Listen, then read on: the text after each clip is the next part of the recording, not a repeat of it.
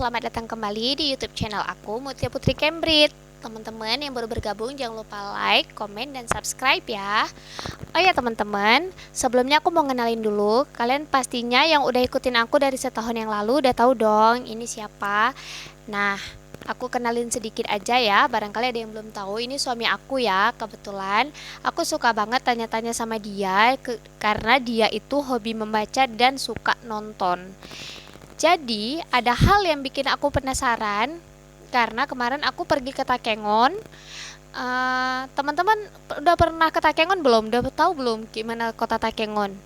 Kalau belum tahu nanti kalian bisa lihat di di video aku selanjutnya ya. Aku akan upload tentang kota Takengon. Nah, ceritanya waktu aku lagi di Takengon, kami lagi di cafe yang ada di atas gunung. Nah, setelah itu kebetulan itu suasananya tuh menjelang maghrib. Ketika itu suami ngajak foto gitu kan. Terus dia bilang, "Ma, fotoin dong." Terus rekam biar papa cerita tentang kota Saranjana. Hah? Kota Saranjana? Gimana sih kota Saranjana? Nggak pernah denger gitu kan. Habis itu kata dia kota Saranjana tuh tentang kota alam jin. Ih, ngeri ah, nggak usah cerita di sana, cerita nanti aja waktu udah sampai rumah. Nah, jadi dari kemarin sampai sekarang aku tuh penasaran gimana sih cerita kota Saranjana. Jadi kita langsung aja tanya ke dia gimana tentang cerita kota Saranjana biar teman-teman juga nggak penasaran atau barangkali juga teman-teman udah pernah dengar dan udah pernah tahu. Nanti kita boleh dong saling berbagi cerita lewat komentar ya. Oke teman-teman, kita langsung aja tanyain ke suami ya. Gimana Pak tentang kota Saranjana? Jadi kota Saranjana itu sudah banyak sekali dibahas oleh para YouTuber-YouTuber di seluruh Indonesia. Cuman kalau istri mungkin nggak sempat nonton kan, ya udah diceritain aja sama suami biar cepat. Iya, males, nggak suka baca, juga jarang nonton. Jadi kalau nggak sempat nonton kupasan atau cerita-cerita dari channel-channel lain, ya udah saya ceritain aja ke istri, kawan-kawan di rumah boleh boleh nyimak dan berbagi cerita versi masing-masing di kolom komentar ya. Ini versi yang saya nonton karena ada banyak sekali versi dari kisah cerita kota Saranjana ini.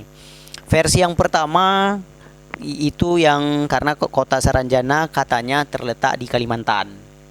Jadi uh, banyak beredar cerita di Kalimantan bahwa kota Saranjana itu adalah kota gaib di mana penduduknya saling kenal dan tahu bahwa ini penduduk dari kota gaib. Jadi bahasa lainnya itu seperti bukan manusia tapi bangsa jin atau bangsa yang lain, bukan intinya bukan manusia. Nah, jadi di channel lain diceritakan bahwa penduduk kota Saranjana sering melakukan transaksi jual beli dengan penduduk daerah setempat dan dengan manusia. Tapi ciri khas mereka adalah mereka tidak memiliki garis di atas mulut di bawah hidung. Iya, ciri khasnya. Ciri khas penduduk kota Saranjana. Itu yang pertama. Yang kedua, versi yang kedua dibahas oleh orang lain lagi di channelnya bahwa kota Saranjana itu adalah kota yang sudah sangat futuristik, sudah sangat canggih, di mana manusia-manusia di sana sudah memiliki teknologi yang super canggih, gedung-gedung yang tinggi, gedung-gedung yang mewah, pencakar langit, kota-kota yang sangat mewah. Nggak bisa kita bayangkan karena kita belum pernah pergi ke kota yang canggih itu. Kendaraannya pun kendaraan mewah seperti mobil Ferrari, mobil Lamborghini. Tetapi uniknya ada cerita yang menceritakan ada versi cerita di mana mereka membelinya itu dari manusia. Mobil Lamborghini itu impor dari luar negeri, dari Jakarta dikirim ke sana, dari Jakarta dikirim ke kota Saranjana. Nah, jadi kalau kita manusia biasa datang ke kota itu, kita nggak bisa lihat hutan biasa. Yang kita lihat ya tetap kayak biasa. Kayak biasa hutan belantara. Tetapi mereka yang mempunyai mata batin namanya, atau orang yang mampu melihat bahwa itu sudah sangat canggih dengan mobil yang canggih. versi yang ketiga di mana seorang kurir mengantarkan mobil mewah ke kota Saranjana, di mana kota Saranjana tidak ada dalam peta di peta modern. Di peta modern tidak ada kota Saranjana, tapi dia harus mengantarkan barang alat berat dan mobil mewah ke kota itu. Tetapi semua mobil-mobil itu dan alat berat itu telah dibayar secara cash. Jadi bukan kredit, sudah dibayar secara cash. Tugas kurir hanya mengantar, kemudian dia pulang, dia meletakkannya di situ saja. Beberapa hari kemudian mobil-mobilnya sudah tidak ada lagi di tempat. Ada juga versi keempat, cerita versi keempat tentang kota Saranjana, di mana ada seorang Pak Ustadz di sebuah desa.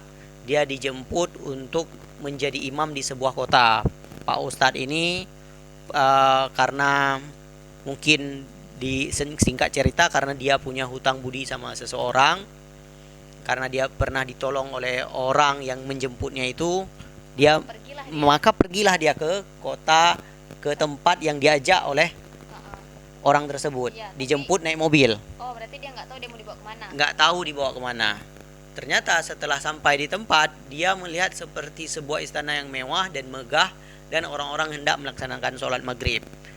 Beliau pun sholat maghrib. Pak Ustadz tersebut selesai sholat maghrib, menunggu isya, karena antara maghrib dan isya kan tidak lama waktunya. Jadi sekalian aja, karena Pak Ustadz ini kebiasaan setelah sholat maghrib beliau ngaji-ngaji dulu, zikir-zikir, melanjutkan sholat isya baru pulang ke rumah.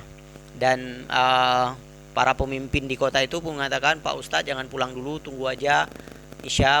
Dan Pak Ustadz disuruh menjadi imamnya lagi. Jadi maghrib pun imam, isya pun imam. Tetapi di alam dunia, istri Pak Ustadz ini merasakan telah kehilangan suaminya selama 100 hari lebih. Jadi 3 bulan, berarti 3 bulan lebih. 3 bulan lebih.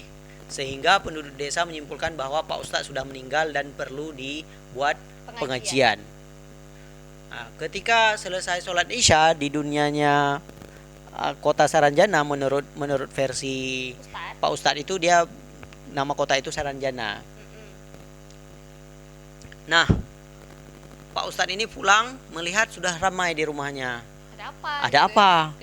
Pak Ustadz dengan polosnya menceritakan dia pergi sholat sebentar, menggantikan memimpin jadi imam, karena diminta, dia nggak enak nolak. Pak Ustadz, kami mohon kehadirannya untuk memimpin imam di tempat kami untuk 1 hari saja, dari maghrib sampai isya. Maghrib dan isya. Karena permintaannya tidak berat, ya Pak Ustadz mengiyakan. Dan ternyata di alam manusia sudah 3 bulan. 3 bulan. 40 udah 100 hari. 100 hari lebih. Iya, 3 bulan lebih. Ternyata seperti itu, sehingga tersebarlah berita satu desa bahwa Pak Ustadz mengalami kejadian seperti itu, sehingga mistis seperti itu, sehingga kejadian itu viral. Dan kejadian itu sudah lama sekali. Mungkin tahun 90-an atau 70-an. Nah, ada versi lain di mana para artis juga pernah datang ke Kalimantan untuk konser. Dan itu banyak kali cerita di artis-artis yang bercerita tentang kota itu. Mungkin teman-teman udah pernah mendengar ya, karena itu sudah sangat viral, tentang para artis seperti Ari Lasso dan kota. Iya. Mama pernah dengar cerita tentang Ari Lasso yang konser dinonton ribuan manusia. Banyak kali, tapi nggak tahu lagi cerita ujungnya. Tapi intinya nggak ada orang ya. Kayak mana dia sadar bahwa itu rupanya nggak ada, bukan manusia. Gimana tuh Pak? Sadarnya ketika dia lihat bahwa ketika konser selesai, pintu keluar itu kan cuma satu. Harusnya orang kan berdesak-desakan keluar.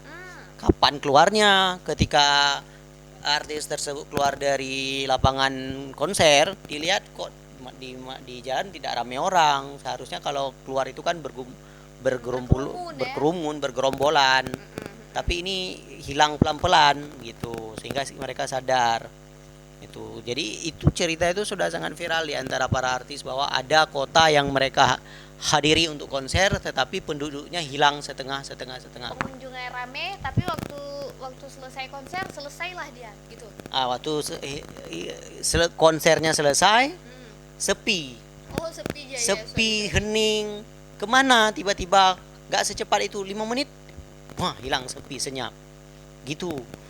Kalau ada nonton cerita para artis, bahkan para pembantu artis, pembantu band-band itu pernah mengalami juga mati suri, pernah mengalami hal mistis, mati suri dibawa ke sebuah tempat, yang tempat itu sangat megah dan mewah, yang tempat itu eh, indah seperti hotel berbintang 5 di luar negeri di Eropa, sedangkan di zaman itu hotel-hotel di Indonesia nggak semewah itu.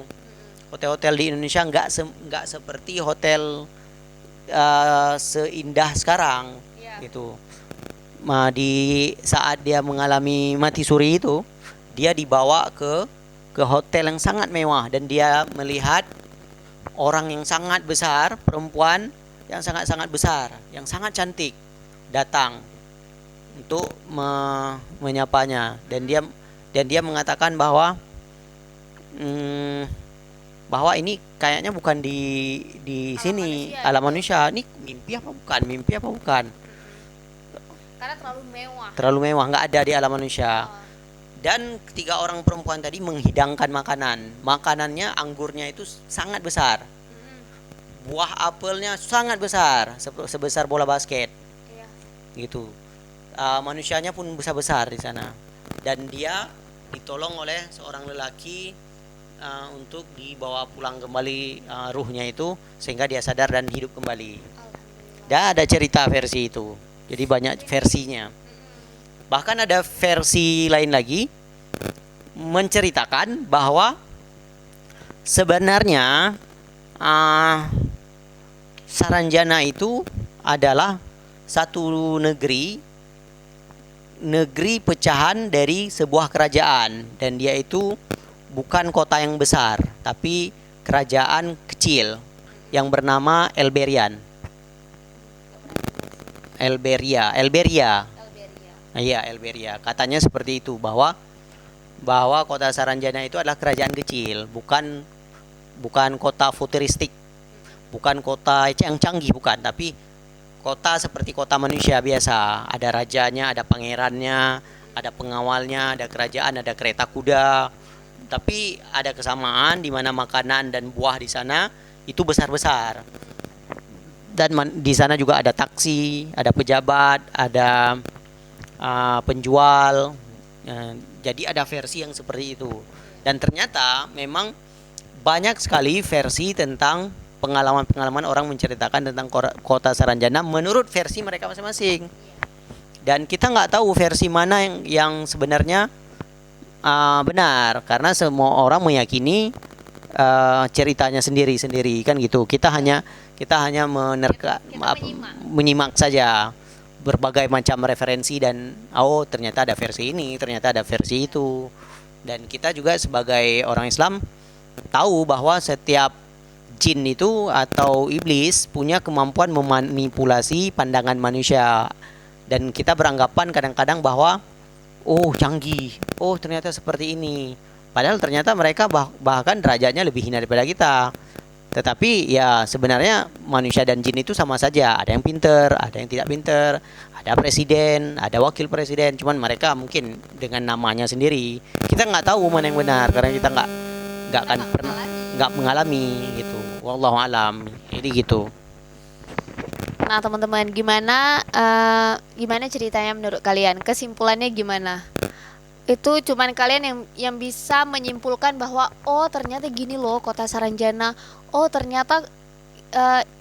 Ternyata memang ada kisahnya gitu.